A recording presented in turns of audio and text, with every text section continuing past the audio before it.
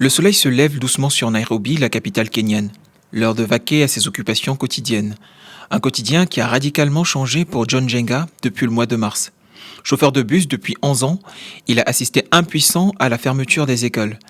Celles-ci ne rouvriront qu'en septembre, l'une des nombreuses restrictions imposées pour freiner la propagation du coronavirus au Kenya, où la barre des 3800 cas confirmés a été franchie.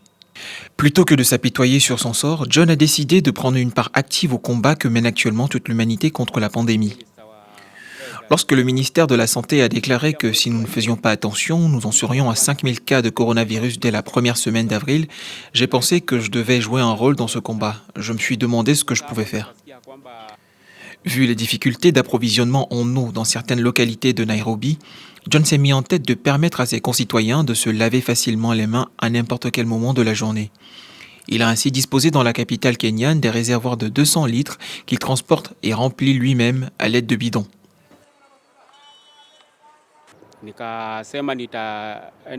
J'ai acheté ces citernes et ensuite j'ai aussi acheté 5 bidons d'eau et une brouette. C'est tout ce que mes moyens me permettaient. J'ai disposé ces citernes dans les rues et depuis je les approvisionne pour que les gens aient toujours de quoi se laver les mains tous les jours.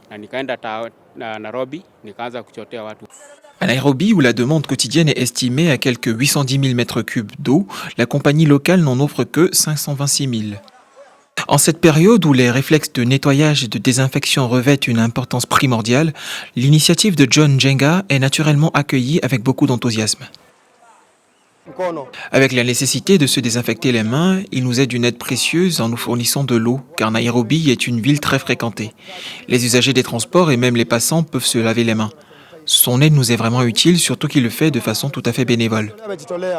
En ces temps où se réinventer est plus que jamais une question de survie, John Jenga, un monsieur tout le monde, est devenu un véritable héros pour sa communauté. Un héros des temps modernes, sans cape ni super pouvoir, si ce n'est son infinie générosité.